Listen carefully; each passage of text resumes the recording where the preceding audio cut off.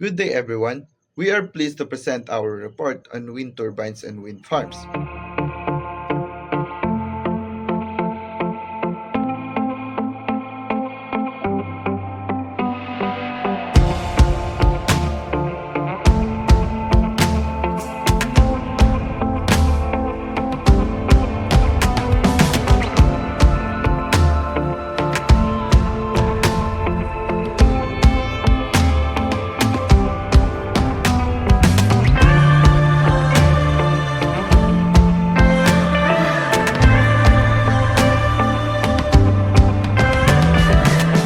A key technology in modern renewable power systems. As global electrical energy demand continues to rise alongside growing concerns over climate change and greenhouse gas emissions, the transition towards sustainable and low carbon energy sources has become essential. Among the available renewable technologies, winds, wind energy stands out as one of the most mature, reliable, and economically viable options. It offers advantages such as scalability, low operating and maintenance costs, and minimal environmental impact. Wind turbines functions by harnessing the kinetic energy of moving air and converting it into mechanical energy through aerodynamic rotor blades, which is then transformed into electrical energy using an electric generator. When multiple wind turbines and interconnected and integrated into the power grid, they form a wind farm capable of delivering utility scale electrical power. In this discussion, our group will explain what a wind turbine is, how it operates, and its role in modern power generation systems. To start, ano nga ba ang wind turbine? Ang wind turbine ay isang electromechanical system na nagko-convert ng kinetic energy ng moving air into electrical energy. Ang proseso ay nagsisimula sa aerodynamic energy capture kung saan ang airfoil-shaped rotor blades ay gumagamit ng lift force upang umikot. Ang rotational motion ng rotor ay ipinapasa sa low-speed shaft na konektado naman sa gearbox para ma-achieve ang tamang rotational speed ng electric generator. Sa generator, ang mechanical energy ay kino-convert sa electrical energy based sa electromagnetic induction. Ngayon naman, what is wind farm? Ang wind farm ay binubuo ng multiple wind turbines na strategically placed sa isang geographical area na may consistent na wind resources. Ang output ng bawat turbine ay kinokolekta gamit ang isang collector system, kadalasan medium voltage lines na papunta sa isang substation. Sa substation naman, tinatransform ang voltage upang maging compatible sa transmission or distribution grid, allowing the wind farm to deliver large-scale electrical power sa power system. Before we continue further, tignan muna natin ang mga pinagmulan ng wind turbines. Noong around 200 BCE, ang mga unang vertical axis windmills ay na-develop sa Persia na ngayon ay Iran. Ang mga windmills na ito ay ginagamit para sa mechanical applications tulad ng grain milling at water pumping. Bagamat wala pang electricity noon, ipinakita nito na ang wind energy ay isang practical source na power para sa continuous mechanical work. Noong 1887 naman, si James Blyth ng Scotland ang unang nakadevelop ng wind turbine na kayang mag-generate ng electrical power gamit ang wind-driven dynamo para supplyan ang kanyang bahay.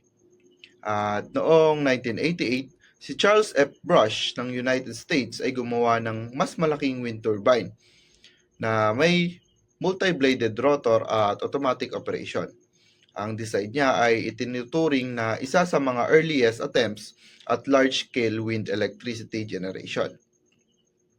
Noong early 1900s, si Paul Lacaux ng Denmark na kilala bilang father of modern wind energy ay nag-introduce ng scientific and experimental method sa wind turbine design. Pinag-aralan niya ang blade aerodynamics, rotor efficiency, at generator coupling. At dito na-establish ang mga fundamental principles na ginagamit pa rin sa modern horizontal axis wind turbines ngayon. So bakit nga ba mahalaga ang wind turbines sa modern power systems? Mahalaga ang wind farms dahil nagbibigay sila ng renewable at low emission electrical energy.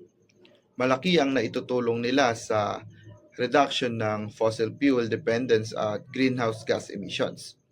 Bukod dito, wind farms also support the development of sustainable, diversified, and resilient power generation systems, especially as part of the global transition to clean energy.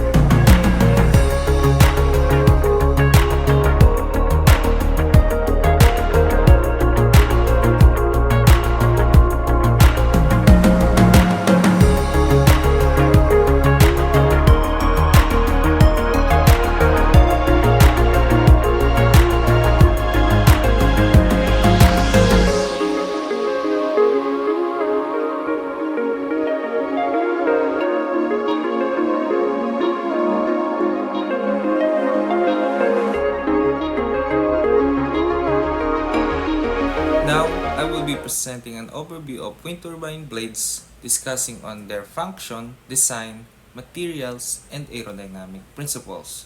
And ang wind turbine blades ay may napakahalagang papel sa pag-convert ng wind energy into usable electrical power. By understanding how they work and why they are designed this way, mas ma-appreciate natin ang efficiency at reliability ng modern wind energy systems. Ano nga ba ang function ng wind turbine? Ang main function ng wind turbine blade ay convert ang kinetic energy ng hangin into mechanical energy. Kapag dumadaloy ang hangin sa ibabaw ng blade, nagkakaroon ng pressure difference sa upper at lower surface nito. Dahil dito, nabubuo ang lift force na siyang nagpapaikot sa blades. Ang rotation na ito ay ipinapasa sa shaft at generator kung saan ang mechanical energy ay ginagawang electrical energy. Bukod dito, ang blade pitch system ay tumutulong para makontrol ang turbine speed, lalo na kapag nagbabago ang lakas ng hangin. Ngayon, pupunta naman tayo sa design ng wind turbine blades. Ang wind turbine blades ay dinisenyo na mahaba, maninipis, at aerodynamically efficient. Kapag mas mahaba ang blade, mas malaki ang swept area, kaya mas maraming wind energy ang nakukuha. Ang root ng blade ay mas malapad at mas matibay dahil ito ang sumasalo ng mabibigat na loads. Samantala ang tip ng blade ay mas makitid upang mabawasan ang drag at ingay. Kadalasan, 3-blade design ang ginagamit dahil nagbibigay ito ng mas magandang balance, smoother rotation at mas stable na operation ng wind turbine. And now, pupunta naman tayo sa design and materials na ginamit sa wind turbine blade. Kinakailangan ng wind turbine blades ang high strength, lightweight, at fatigue resistant materials. Ang pinakakaraniwang ginagamit ay fiberglass, reinforced plastic o FRP. Dahil ito ay matibay, ngunit magaan. Para sa mas malalaking turbines, ginagamit ang carbon fiber dahil mas mataas ang strength nito kahit mas mababa ang timbang. Dahil magaan ang blades, nababawasan ang structural loads sa turbine na nagpapahaba ng lifespan at nagpapataas ng reliability ng wind turbine systems. So now, pupunta naman tayo sa aerodynamics ng wind turbine blade. Ang wind turbine blades ay gumagana based sa principle of lift. Katulad ng pakpak ng eroplano, kapag dumadaloy ang hangin sa blade, mas mabilis ang airflow sa upper surface kaya nagkakaroon ng low pressure habang mas mataas naman ang pressure sa lower surface. Ang pressure difference na ito ang lumilikha ng lift na siyang nagpapaikot sa blades. Sa maayos na design, minimize ang drag kaya mas mataas ang efficiency at power output ng turbine.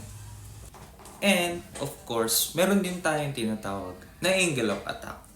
Ang angle of attack ay ang angle sa pagitan ng blade chord line at ng direksyon ng hangin. Napakahalaga nito dahil ito ang nagdidikta kung gaano kalaki ang lift na mabubuo. Kapag masyadong maliit ang angle, mababa ang lift. Kapag masyadong malaki naman, nagkakaroon ng stall condition na nagpapababa ng performance. Kaya, mahalaga ang tamang angle of attack para sa efficiency at stability ng ating wind turbine. And also, meron din tayong tinatawag na airfoil shape. Ang airfoil shape ay ang cross-sectional shape ng blade at ito ang nagdedetermine ng lift, drag at stall behavior. Kadalasan ginagamit ang NACA airfoils dahil napatunayan na ang magandang aerodynamic performance nito. Sa root ng blade, mas makapal na airfoils ang ginagamit para sa strength at load support. Habang papunta sa tip, mas manipis na ang airfoils ang ginagamit para sa mas magandang efficiency at mas mababang drag force. And syempre, meron ding tinatawag na blade twist. Dahil hindi pare-pareho ang wind speed sa buong blade length, mas mabagal ang hangin malapit sa root at mas mabilis naman sa tip. Dahil dito, ang blades ay itinitwist mula root hanggang tip. Ang blade twist ay tumutulong para ma-maintain ang optimum angle of attack sa bawat bahagi ng blade. Kaya mas efficient ang energy extraction sa buong blade. And syempre, meron din tayong tinatawag na pitch control of blade. Ang pitch control ay ang sariling pag-ikot ng blade sa sarili nitong axis. Ginagamit ito para kontrolin ang lift at power output ng turbine. Kapag sobrang lakas ng hangin, binabawasan ng pitch control ang blade angle para maiwasan ang overspeeding. This is also important para sa emergency shutdown at maintenance para maprotektahan ng turbine mula sa mga possible na damage. In total, ang wind turbine blades ay maingat na dinidisenyo gamit ang aerodynamics, tamang materials, at control systems upang mas effective na magamit ang wind energy. Mahalaga ang tamang design and operation nito para sa sustainable at reliable power generation.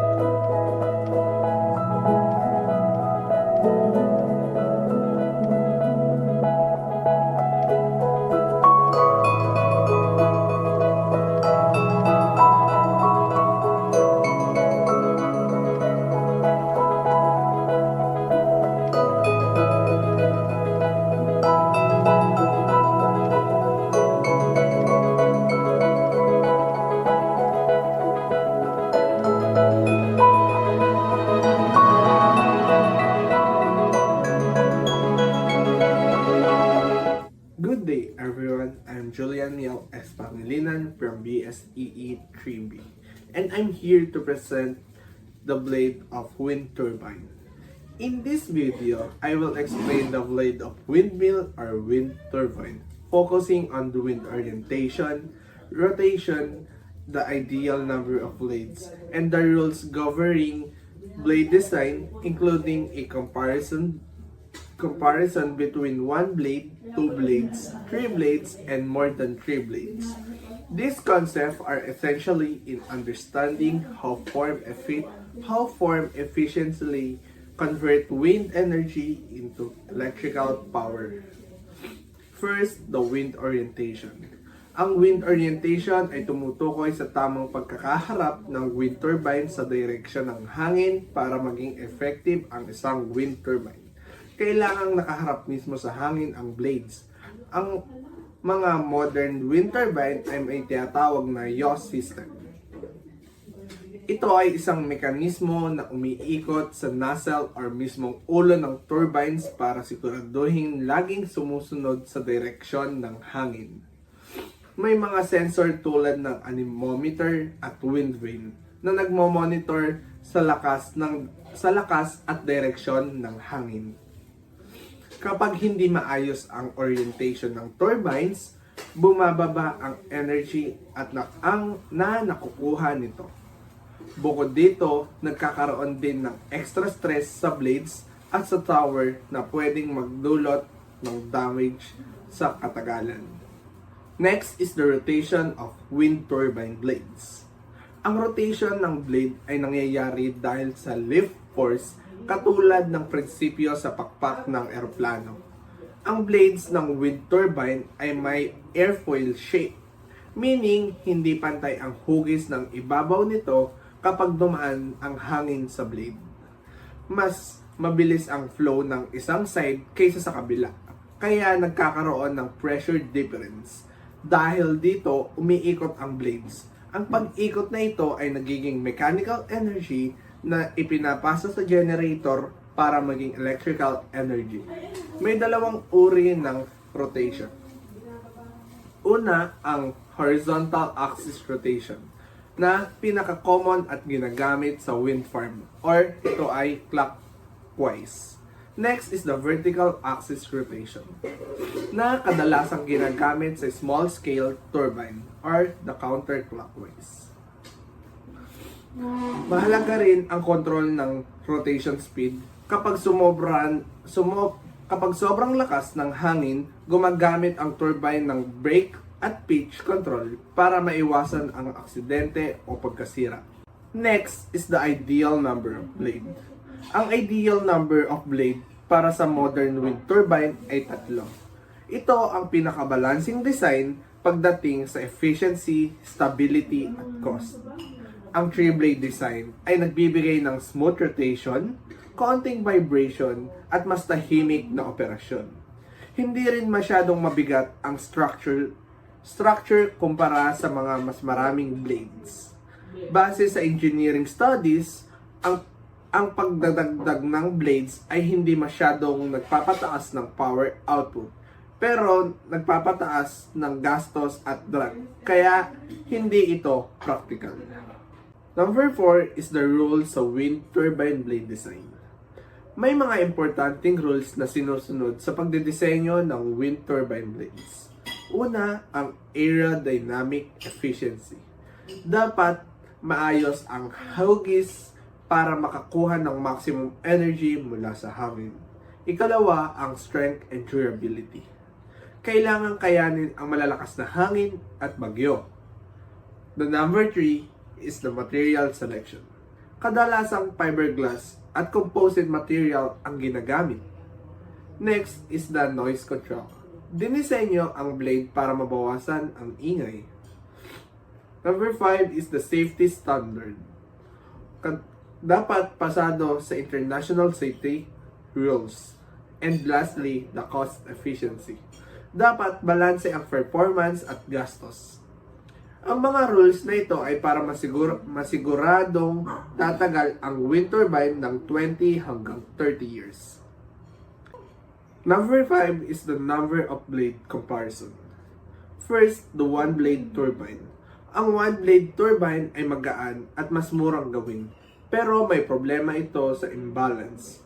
Kaya, kailangan ng counterweight. Dahil dito, mas maraming vibration at hindi ito stable. Kaya bihira itong gamitin sa mga commercial wind farms. Next is the two-blade turbine. Ang two-blade turbine ay mas mabilis umikot at mas madaling i-install. Ngunit mas maingay ito at mas mataas ang stress sa components. Hindi rin ito kasing stable ng three-blade design, kaya limitado lang ang paggamit nito. Next is the three-blade turbine. Ang three-blade turbine ay ang pinakakaraniwang ginagamit sa wind farm. Ito ay stable, tahimik, efficient, at tumatagal ang components. Dahil dito, halos lahat ng modern wind farm ay gumagamit ng three-blade. Lastly, the more than three blades. Ang turbine na may higit sa 3 blades ay kadalasang makikita sa traditional windmills para sa water pumping. Mabagal ang ikot nito at mataas ang dragging. Hindi ito effective para sa electrical generation kaya hindi ginagamit sa modern wind farm. Lastly, the conclusion. Sa kabuuan, napakahalaga ng wind turbine blades. Sa pagkuha ng wind energy, ang tamang wind orientation at kontroladong rotation ay susi sa efficiency. Ang three-blade design ang pinaka-ideal dahil sa balance ng performance, stability, at cost. Ang pagsunod sa tamang design rules ay nakakatiyak ng ligtas at mahabang operasyon ng wind turbines. Maraming salamat at sana ay may naintindihan niyo kung paano gumagana ang blades ng windmill at wind farm.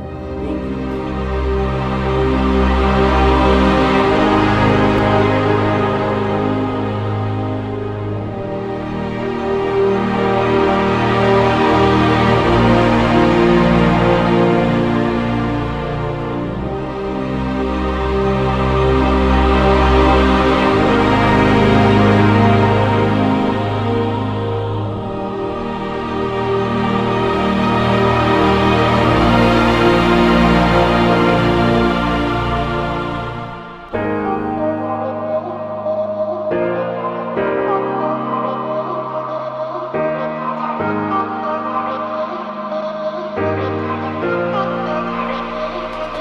Next is blade tilting mechanism.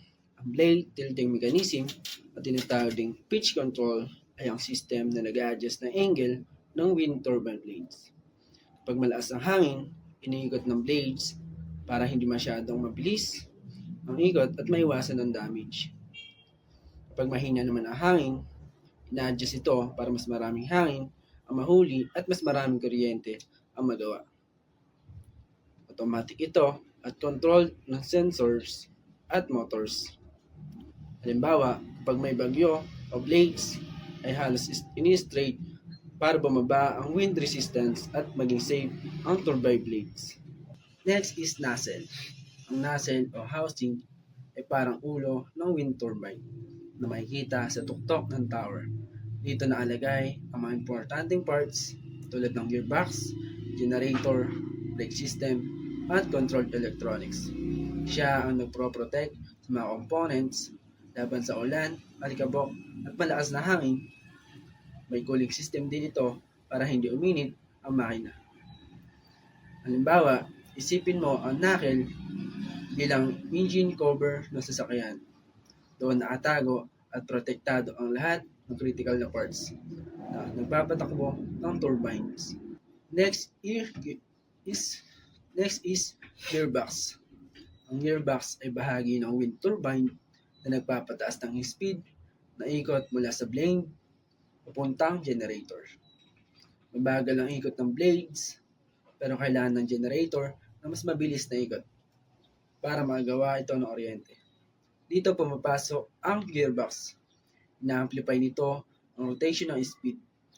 Ang gear, ito na may parang motorsiklo o kotse.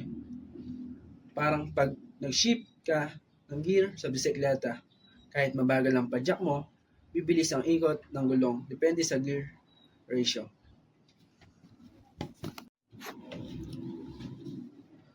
Next is direct drive. Ang direct drive ay uri ng wind turbine design na walang gearbox. Direktang nakakabit ang blades sa generator, kaya mas kaunti ang moving parts. Dahil dito, mas tahimik, mas kakaunti ang maintenance, at mas matibay sa long-term use. Ang downside lang ay mas malaki at mas mahal ang generator kasi mas maraming copper windings at steel ang kailangan, which increases cost.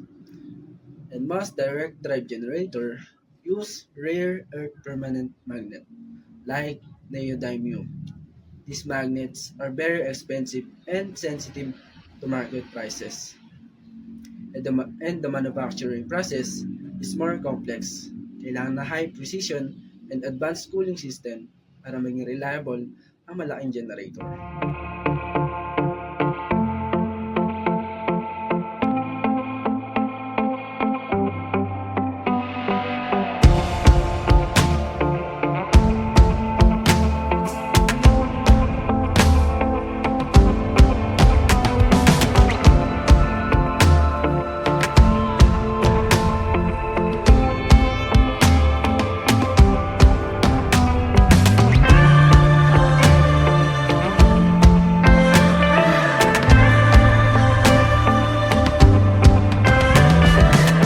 Good day everyone!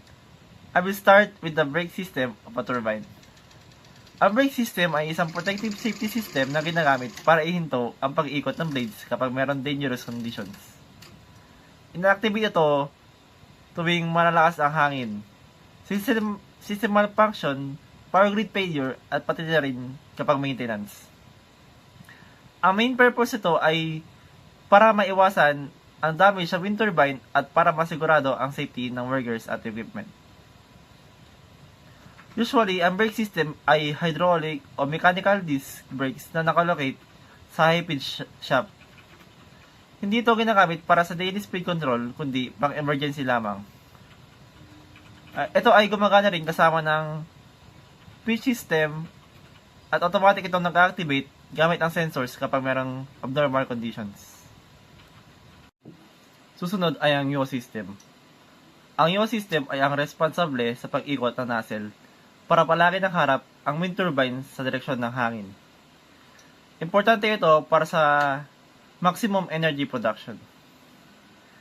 Gumagamit ito ng yaw motors, yaw drives, at yaw bearings. At kinokontrol nito ang direksyon ng hangin. Ang yaw system ay nakaka-receive ng data mula sa wind vane at anemometer. At ito ay dahan-dahan nag-a-adjust para maiwasan ang mechanical stress. Nakatulong din ito sa pagbawas ng uneven load sa blades at tower. Kaya sobrang halagaan ito para sa mga malalaking wind turbine. Ang susunod na component ay ang tower.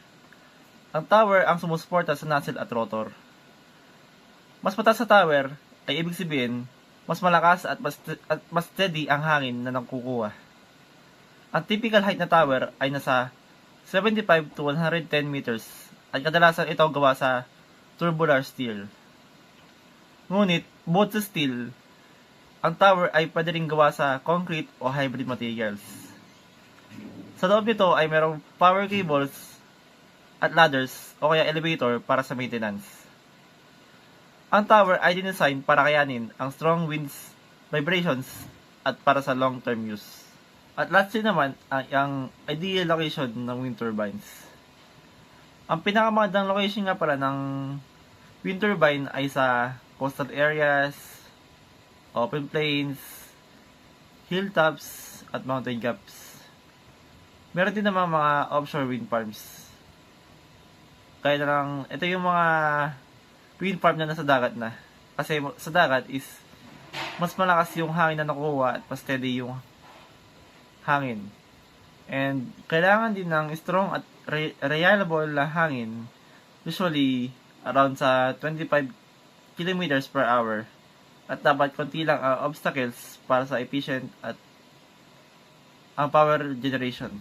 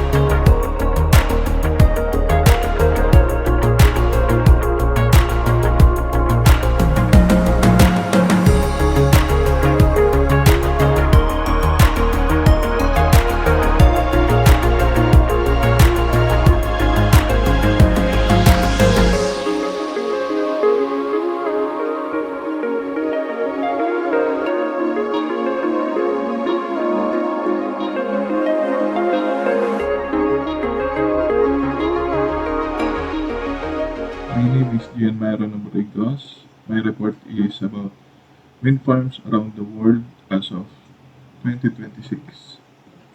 Wind energy is rapidly growing renewable energy source because it is clean, sustainable, and widely available. Wind farms use turbines to capture the wind's kinetic energy and convert it into electricity, either onshore or offshore. Countries invest the wind power to reduce carbon emissions, lower dependence on fossil fuels, and promote the long-term environmental sustainability.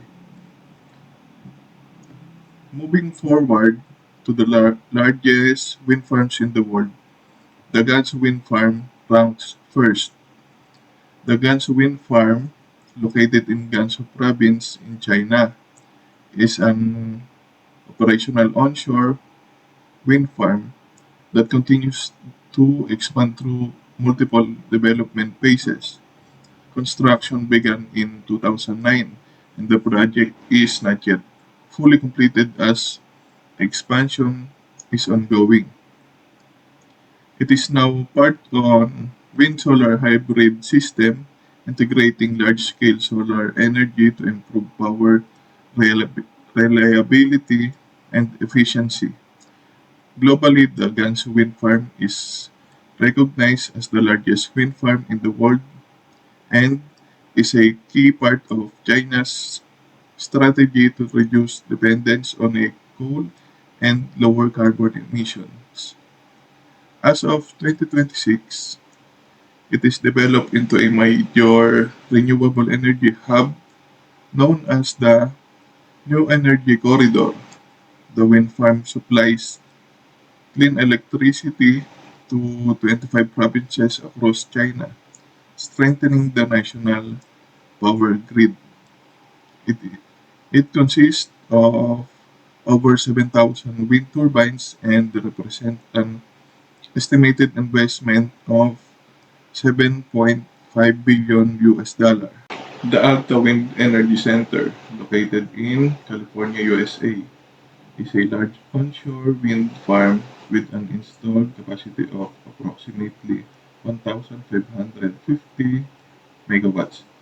It is one of the largest onshore wind farms in North America and plays a significant role in supplying clean electricity to hundreds of thousands of homes, helping reduce reliance on fossil fuels and support renewable energy use in the region. Damopamdal Wind Farm, located in Tamil Nadu, India, is an onshore wind farm with an installed capacity of approximately 1,500 megawatts. It takes advantage of the region's strong seasonal monsoon winds to generate electricity and plays an important role in supporting India's renewable energy goals by providing clean and sustainable power. The Hornsey Wind Farm, located in North Sea, United Kingdom, is the largest offshore wind farm complex in the world, with a combined installed capacity of over 2,600 megawatts from Hornsey 1, 2, and 3. It demonstrates the enormous potential of offshore wind energy to generate massive amounts of clean electricity and significantly reduce carbon emissions. The Mark Biden Wind Farm, located in Paitea Municipality, Norrbotten County, Sweden, is a large onshore wind farm with an installed capacity of approximately 2,007 megawatts.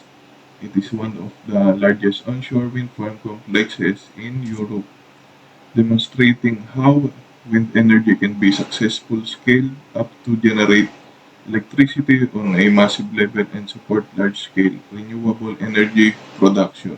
The Philippines has great potential for windy energy because of its location and windy areas, especially in the northern part of the country. One of the most important projects is the Burgos Wind Farm in Ilocos Norte. which is currently the largest wind farm in the Philippines. It is an onshore wind farm with a capacity of 150 megawatts and was built between April 2013 and November 2014. The, the farm produces about 370 gigawatt of electricity every year, which has power over 1 million homes, and it is connected to the Luzon power grid through a 43-kilometer transmission line, helping ensure stable electricity supply. The Burgos wind farm also has a positive impact on the environment, reducing around 200,000 tons of carbon dioxide emissions annually and supporting the country's commitment to the Paris Climate Agreement.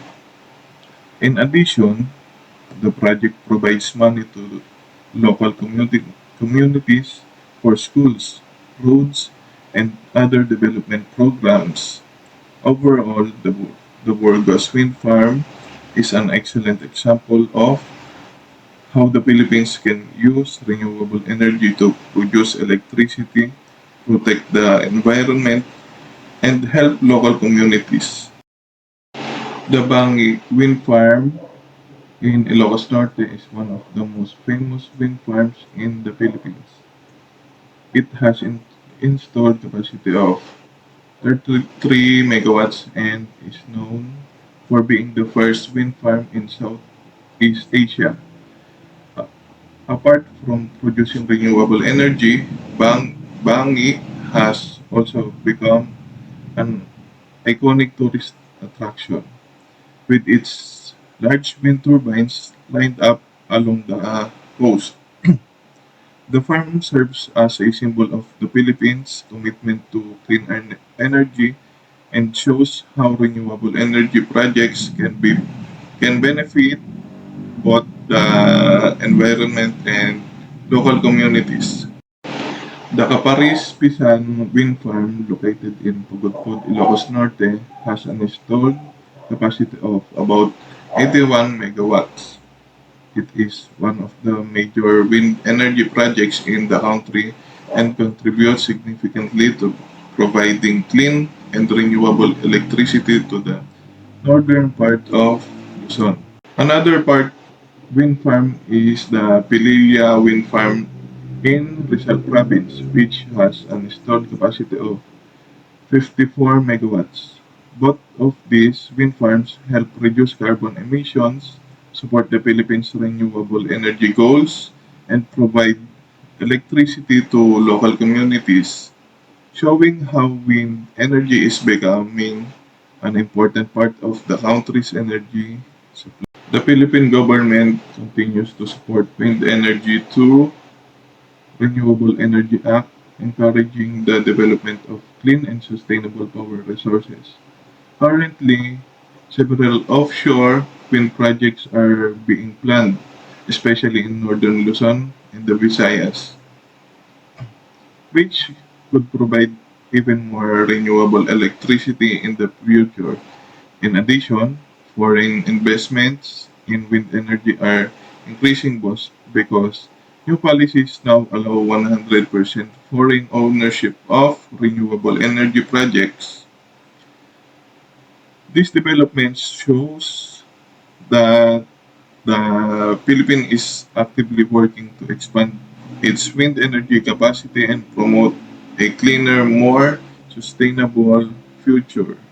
Wind farms are important because they provide many environmental, economic, and energy benefits. Environmentally, wind energy produces no greenhouse gas emissions while operating, reduces the country's dependence on fossil fuels, and helps combat climate change. Economically, wind farms create jobs, reduce the cost of importing fuel, and contribute to long-term energy price stability. For energy security, wind farms diversify the country's energy sources, which is especially helpful for a country like the Philippines that has limited fossil fuel resources. Overall, wind farms are a clean, sustainable, and valuable source of electricity for the country.